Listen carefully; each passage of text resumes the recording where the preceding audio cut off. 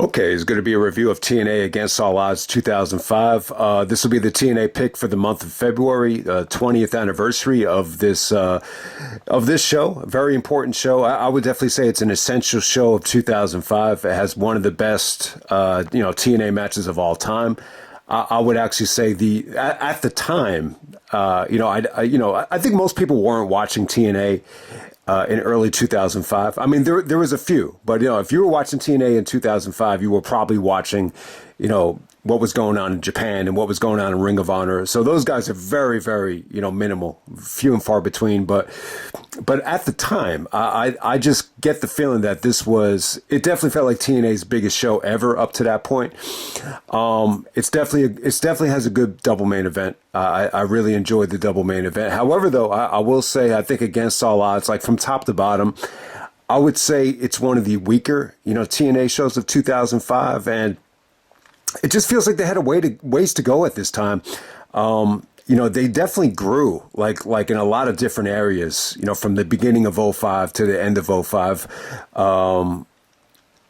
I would say this, though, about this undercard. It's probably like the most bland undercard of 2005. But hey, you know what to watch this show for. AJ Styles, Christopher Daniels, Iron Man match. The first time they ever met in TNA, and they talked about the history there. But, both guys deserve a lot of credit here for really, getting people into TNA. And this is one of the matches that really got me hooked. AJ's first compilation was cool, but, there's some of the matches on there were a little bit underwhelming, especially when Russo was kind of booking him as a heel. But when you watch that Best of the X Division Volume 1, that DVD was incredible. Like every single match, I was just like, man, this is unbelievable. I've never seen anything like this. And, you had the Final Resolution Ultimate X, and then the second match on that DVD was this Iron Man match. And, those two matches right there, they made me like a legit TNA fan. So it's a big show. I think everybody should check it out if they haven't seen it yet. At least check out the AJ Styles Daniels Iron Man match. I'm sure it's on YouTube. If I find the link, I'll post it. But let's get right down to it, man. This happened on February 13th, 2005 from the Impact Zone. It probably did about 15,000 to 20,000 pay-per-view buys. But the opener, you got Elix Skipper taking on Petey Williams to open up this thing. But, pretty good stuff. It doesn't really overstay its welcome. The interesting thing about this is, Skipper is known for that. He's coming off of that amazing spot at Turning Point. And then Petey, known for the Canadian Destroyer. It's kind of a big match. It's like, who do you want to, give the momentum to? They end up going with Skipper. Skipper actually ends up in that, Destination X, Ultimate X. So, he gets the big win to carry that momentum into that big, Ultimate X match, which Daniels finally won the X Division title. Scott D'Amore's at ringside, and he's constantly in the way of, Skipper doing any big time spots. So it's kind of interesting. You would have thought Petey deserved the victory here after, having, one of the best matches of the year at Final Resolution. That Ultimate X was incredible. And, Petey was great in that match. But, they choose to go with Skipper here. It might have been the wrong decision looking back on it. Skipper actually wins this thing with a version of the White Noise, which is Sheamus's finisher. Shelley used the same finisher as well. He called it the Air Raid Crash. Not the Shell Shock. The Shell Shock is actually Shelley doing like a flatliner. It's funny. I always thought Shelley called, the White Noise the Shell Shock. But, Skipper goes over here. It was just short and sweet. They go under 10 minutes. It's definitely a good opener. But, I wouldn't rush out of your way to see it. Next up, we have BG James and Jeff Hammond. All right, so Jeff Hammond is actually a NASCAR driver. TNA would do this time and time again. They were bringing country singers, obviously the Tennessee Titans. And, NASCAR was really big in the South as well. So they were bringing the NASCAR guys time and time again. You just saw AJ actually come out on Raw with I think the Daytona 500 winner. So that was pretty cool. But, this didn't go over that well. Even in the Impact Zone, they booed the shit out of this dude. I get the approach here. I think Jarrett was under the impression that, NASCAR fans would actually tune into Against All Odds and, order the show and become fans. I don't know. That seems to be like the toughest sell though out of all the celebrities that they brought in. But hey, we got BG James teaming up with the NASCAR driver Jeff Hammond to take on Michael Shane and Kaz. It just didn't go over that well. When Hammond got into the ring, the fans kind of booed him, but it was acceptable though. Like he didn't stink out the joint, but his offense was pretty basic. Don West on commentary tried to put him over like he was one of these dudes that woke up at 6 a.m. was pumping iron, even though he had a shirt on. So it is what it is there. Next we have Raven taking on Dustin Rhodes. We got two of the greatest minds in the history of the business going at it. It just didn't come off that well. I will say this: I think, they did a good job with Raven here. Just getting him some momentum. He needed to recover after that Eric Watts fiasco at Final Resolution, which didn't go over that well, and he lost to Eric Watts, who ended up getting fired. So you get Raven back on the right track here. He gets to win over Dustin. Not the best these guys ever looked. I mean, both guys, have looked a lot better. This wasn't, the Dustin from '96 meeting the Raven of '98. Which could have been an amazing match. This just never got going for me. It was okay. It was just kind of basic. And Raven gets to win here. He actually puts Dustin in like a straitjacket, and he's trying to torture him and everything. Someone comes out to save Dustin, and Raven hits him with the Raven effect. Can't remember the dude's name. He kind of looked like a little version of Kato Kalin. I don't know who this dude was. Yeah, I guess he was like Dustin's mentor, little blonde dude. But Raven puts him away, and you could slowly build the momentum to Raven winning the belt at Slammiversary. Next up, we have America's Most Wanted taking on Kash and Lance Hoyt for the NWA World Tag Team Championship. Pretty good match here. I think it was good. It definitely felt like filler. Kash is a smaller dude with long blonde hair, and Lance Hoyt is a bigger dude with long hair, so why not just put them together and see what you got? And ended up being an exciting match. I think good stuff between them. Kash actually brought in the handcuffs, and they actually backfired as the referee actually let AMW use the handcuffs to kick Kash to the ropes, and that's what kind of got them the victory there. But it was good. It was good. Storm did some good selling with the back after Lance Hoyt did like a sidewalk slam off the top rope. There was some big spots here. Just exciting action. The AMW dudes are, they're awesome workers. I mean, they really were, especially at this time. I mean, the hot tag, the Chris Harris came off well. And, they just really rocked the house here. I mean, they really did. The finish came off great. They hit the, that guillotine leg drop for the finish.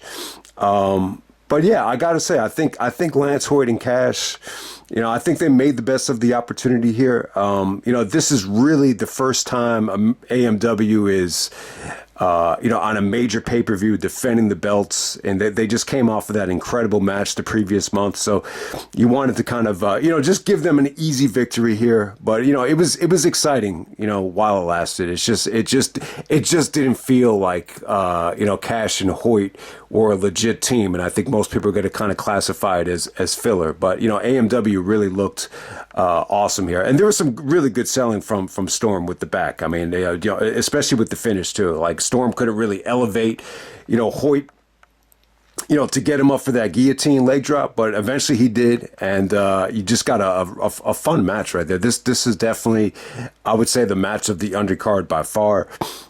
Next up, we have Abyss taking on Jeff Hardy. We got Abyss and Jeff Hardy. This is a Full Metal Mayhem match for the number one contender. Not that good. The Abyss Jeff Hardy match from Destination X, which I believe was Falls Count Anywhere, it gets a lot more love than this. I think this felt like a train wreck at times. This was just, a little bit too much, a little bit overbooked. You could kind of classify it as Russo booking. It kind of had reminiscing feelings of, the Feast or Fired fiascos.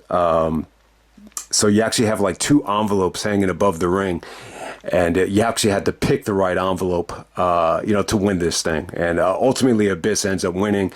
It had some crazy spots. Like if you were going to like write up a report about exactly what they did to each other, it might sound like a great match. It just felt like more of a train wreck at times. And I think the whole stipulation with, checking the envelopes, it just kind of added to the, the chaos to it in a negative way, to say it politely. But no, it's kind of weird, man. It seems like the reputation that Jeff had, even going back to that Ring of Honor match in summer of 2003, which is like his first like major like non-WWE appearance. It just felt like he had a reputation of just kind of like phoning it in with a lot of people, and that's kind of the reaction that it got here. It did have some crazy spots, but it just a lot of it just didn't come off that good. A lot of it just came off kind of flat. For whatever the reason, I don't know what it was. The highlight would be Jeff Hardy doing like a version of Eddie Guerrero's Hilo off the top of the balcony through Abyss through the table. And, it came off cool, but there are a lot of like big spots here that just kind of felt like whatever. And the ending actually features Abyss just kind of giving Jeff Hardy an Irish whip into like a castle of tables. They had like 4 tables set up, very similar to the HBK bump from Armageddon 2002, where you were like expecting something monumental.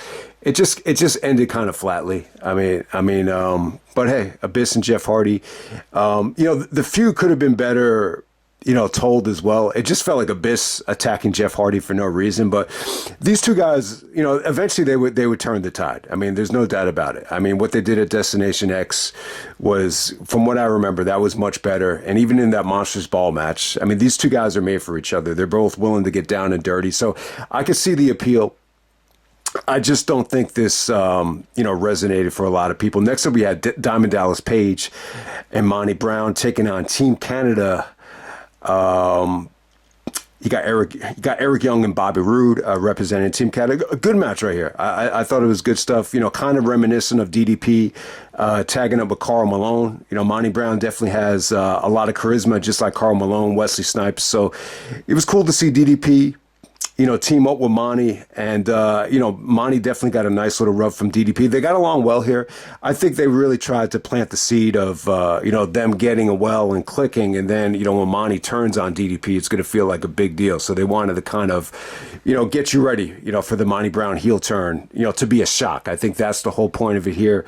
But it was good, though, man. Eric Young was just so valuable back then at just bumping for heels, especially the way he bumped for Monty here was great. Roode took an incredible pounce at the end of this thing. And, DDP worked the crowd well. The crowd exploded on the DDP hot tag. And, Monty kind of, works the crowd as DDP hits the diamond cutter on, Eric Young. And DDP and Monty Brown get a nice friendly victory here. So it was cool. The two odd men out had to do something on the show, so they get to wrestle Team Canada. Not a bad spot for Team Canada. Even though they lose at 2 pay-per-views in a row, at least they, the agreement was they actually went on after AMW, the tag champion. So maybe it wasn't too big of a blow to the ego, but we're going to move on to the good stuff. Okay, next up for the X Division Championship, we have the 30-minute Iron Man match between AJ Styles and Christopher Daniels. This is the first time they ever met in TNA, believe it or not, and it's an Iron Man match.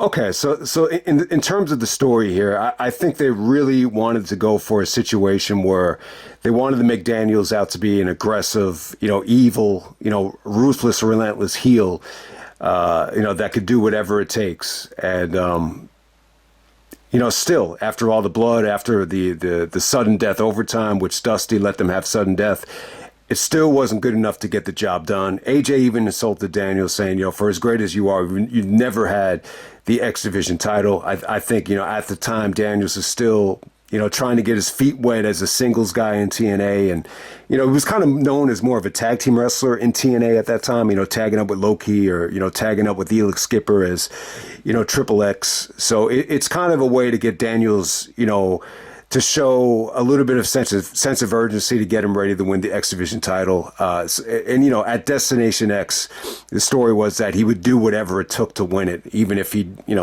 technically didn't win it. So I think that's the story they were trying to tell there. And I think that's why it was an Iron Man match. You say to yourself, like, why did it have to be an Iron Man match if it's their first match in TNA? But yeah, these two guys, they're like family. If you've seen AJ's DVD, Christopher Daniels is like the godfather. to AJ Styles' kids. There's pictures of them just hanging out, and the families, hanging out at barbecues. So they're both very, very close to each other. I think Daniels actually recommended AJ on several occasions to different promoters over the years. Apparently, the match that really, got them famous was at the NWA Anniversary Show, which they touched on that. They had a match in PWG, which wasn't very good. I heard it was just very long and very boring. But you get the point. They've wrestled in several other promotions. They wrestled in Ring of Honor, several times before this. I believe they wrestled in the Road to the Title tournament. I think they might have even touched at Scramble Madness. So, these two guys know each other like the back of their hands eventually. But at this time in TNA, this was the start of just, something special, between them. And later on, they would actually wrestle at Final Resolution 2009. They have even wrestled at Destination X 2011. I don't think they ever really recaptured this type of glory. They had 2 Ironman matches in 2005 Against All Odds, and then Bound for Glory 2005 as well. I struggle. I could go back and forth between what was the better match. I will say this about this Ironman match. When I popped this in to do the top 20 Ironman match list, a couple years ago, I mean, you're going back, to 2021. It was the first time I had watched TNA in a while, and I was a little bit underwhelmed with the production quality and the commentary as well. I just thought, Don West at the time, still needed a little bit of tweaking and seasoning. And I just thought the production values, especially with the audio, you could just feel it. Like, the TNA definitely had a ways to go in terms of the production. But, when I watch this back now, I think they definitely got better over the years in terms of commentary, in terms of production values, audio quality, miking up the ring. A lot of these things definitely got better, I think, as time went on. But you could definitely notice some of the flaws, I think, at this point. But in terms of the wrestling, I mean, this was great stuff. It was definitely awesome. I think Daniels definitely played a great heel. AJ played an incredible babyface. It's just a different level of quality compared to everything else on this show. So Daniels actually gets the first fall with the Angel Wings. AJ actually does the Angel Wings to Daniels. Daniels actually kicks out of it. There's a lot of bitching at the referee from fans, but it's nothing. The referee didn't make a mistake or anything like that. It's just it was just funny to see how over AJ was at the time as a babyface. But yeah, I mean, there's some incredible stuff here. I mean, AJ's discus lariat came off great. You could just see how good Daniels was here. The motivated version of Christopher Daniels. Just everything he did here, and you could just see his ruthlessness and his aggressiveness like come out here better than ever. It's probably the best heel performance of Daniels' career, and it actually ends up with AJ tying this thing up with the schoolboy. And I will say this: when AJ tied this thing up, I don't know. There's just something about it. It just could have come off better in terms of the production side of it. I just felt like something was off, like with the timing of it. It just felt a little bit abrupt. I think there's definitely a way where they could have captured it better. But hey, it actually ends. After 30 minutes, it's actually a draw, and Dusty Rhodes comes out. Daniels actually gets on the mic, and he was great. He's like, no, I promised I was going to beat AJ Styles, and I had him beat. He's like, I am ordering. It's like, I want sudden death right now. Then Dusty gets on the mic. He's like, you want sudden death? You got sudden death. So Dusty Rhodes is clearly booking at the time, and he's still playing like a role on television. And the overtime is what really puts us over the top. I think you could really go, like, if it wasn't for the overtime, you could argue that this is just probably like a 4-star match or whatever. But I think the overtime, because of how it was executed, because of Daniel's performance, him getting on the mic, it really takes this thing into the 5-star level. Like, it really does. I mean, it's just so well done. Daniels, out of frustration, just throws AJ into the ring post. AJ starts gushing blood. There's a beautiful, counter to Daniel's Hurricanrana. He tries to Hurricanrana AJ from the top rope. AJ just kind of pushes him away, and Daniels just kind of moonsaults you know, it's like a phantom moonsault after AJ just kind of swats it away. It's really something to see. And then AJ hits him with a, Hurricanrana. Daniels kicks out of it, but then AJ kind of transitions into a Styles Clash.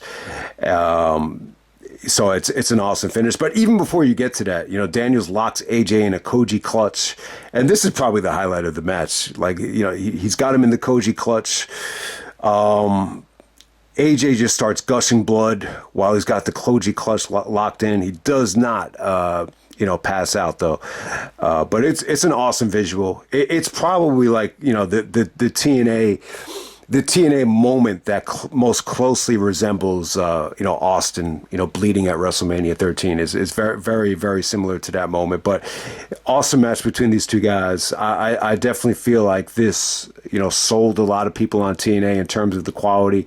Even my brother said it during the Bound for Glory match when I showed him that match. He said that, wow, like, these two guys are, just as good as Kurt Angle and Chris Benoit.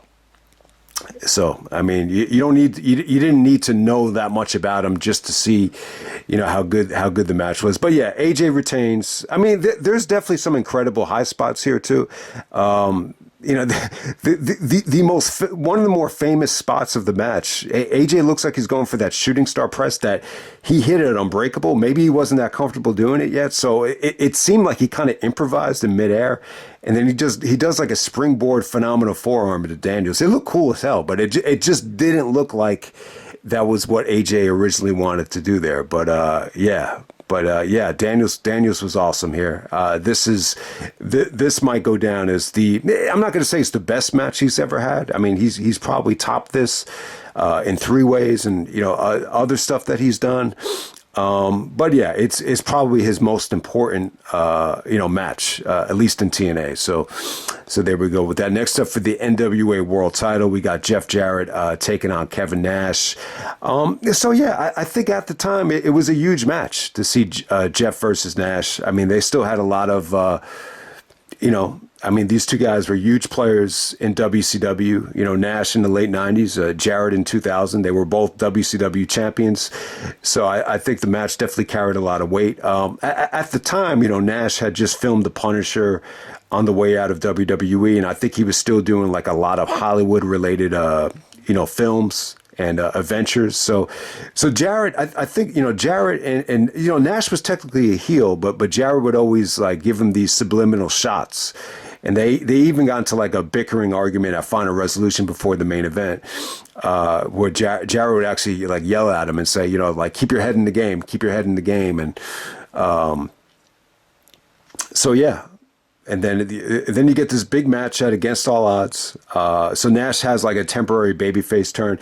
They do a press conference. Jarrett is very insulting of Nash, saying that he loves, TNA. He loves the NWA World Title. It's very reminiscent of Triple H at the time.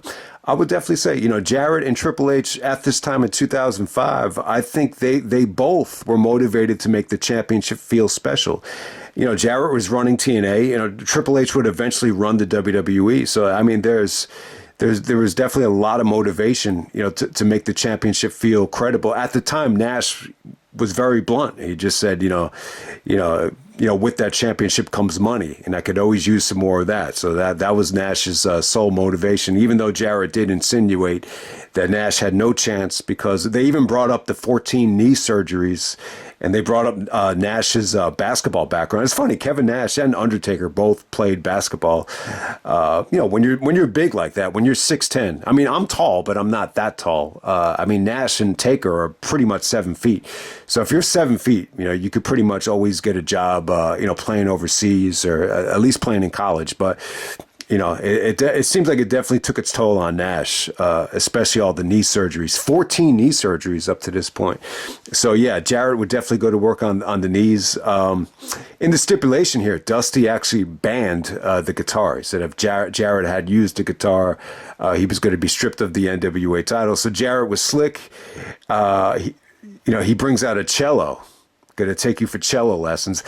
When I saw the cello, I said to myself, man, that was one of the weirdest gifts my mother had gotten. My brother actually got my mother cello lessons. I was just like, why the cello? I don't know what it is. But yeah, when you think of the cello, it's kind of an instrument. It's kind of like a fancy instrument that you would only see like on a cruise. I remember one time I was on like an Italian cruise, Mediterranean sea cruises, and they had like, people playing the cello. So that's where you would see it. Very rarely would you see people playing the cello at like a bar or whatever. Maybe if you go to like an opera concert, you could find that. But kind of out of the box, that Jarrett would use the cello. It was kind of a big fuck you to Dusty and TNA management at the time, but it worked pretty well. I mean, yeah, it's a good main event. I think it did deliver. I mean, it was bloody. They gave you near falls. Nash actually does the jackknife on the cello. You had a lot of interference here from you had Billy Gunn making his debut. You had X-Pac, Sean Waltman making his debut. The Billy Gunn debut did not come off well. It didn't come off great, especially considering it's the first time you've seen them. So you got two members of DX. Billy Gunn's playing the heel. Waltman is playing the babyface. The reaction for Waltman was incredible. So he comes to kind of rescue and try to save Kevin Nash, but to no avail. Jarrett just wrestled a very smart match. He definitely dissected Kevin's knees. So it's a little bit slow in some spots, but I thought, considering both guys involved, I thought it was pretty damn good. I think Jarrett was really slick, on how he was able to use the referee, kind of just give him a little nudge, a little shove, then hit the low blow and hit Kevin with another stroke. It took 2 strokes to put Nash away. I think it was good. I think it was a quality main event, considering Nash's, limitations with his knees. It wasn't bad. And I was just kind of thinking, Shawn Michaels, had classics with both guys in 95 and 96. 2 with Nash, WrestleMania and Good Friends, Better Enemies at the In Your House. And one of Jarrett's best match in the WWF, and maybe still his best match ever, is at the second In Your House in what was it, in Nash? It was either in Nashville or Memphis, Tennessee. So I think it was in Nashville. But without Shawn Michaels, can they carry each other to an amazing match? I would say no, but it was still pretty good. I mean, it felt like a huge match. You got to remember, at this point, we're not even 2 years removed, from Nash main eventing Bad Blood and, main eventing, SummerSlam. I mean, you're really not. So I think it was a good way to kind of, elevate, Jarrett and the NWA title by, getting that big victory over Kevin Nash, who, and give Nash credit. He was able to get to the show. You didn't have to worry about a staph infection or a blood clot. We've seen that on numerous occasions in WCW and TNA, and, Nash was able to get the job done. Nash is a hell of a character, though, man. Like, you could definitely argue that Nash was, not taking shit too seriously up to this point, but I feel like he kind of turned the tide with this performance here. And did anyone notice Kevin Nash's theme? It sounded like an imitation of Still DRE from Dr. Dre. This is the first time I really noticed it. It's like you hear like those little mellow piano keys. If it sounds like Still DRE if you pay attention to it closely. But I think the double main event is good. I think it's a good double main event. I would say it's a severely bland undercard. The NASCAR match did not work for me. Raven and Dustin, they just didn't click. Yeah, the AMW match was good, but it felt like they wrestled filler opponents. It's as simple as that. You could definitely argue that Abyss and Jeff Hardy, it was somewhat of a train wreck. DDP and Monty Brown was definitely a fun match, and the double main event is solid. So yeah, not the worst not the worst show in the world. But, just looking at this card, I didn't even feel the need to watch this when I was evaluating, the best TNA pay-per-views of all time. I just kind of knew it was not going to hit it no matter what. So I passed on it, in, a couple years ago when I made the list. But yeah, it's definitely a good show. I mean, it's not going to make like the best shows of 2005 list or anything like that. But, definitely bookmark or record whatever you want to do. AJ Styles, Christopher Daniels, the Ironman match. It's still one of the best matches of in TNA history. One of the best matches of 2005 as a whole. So definitely don't sleep on that. and I'm out. All right.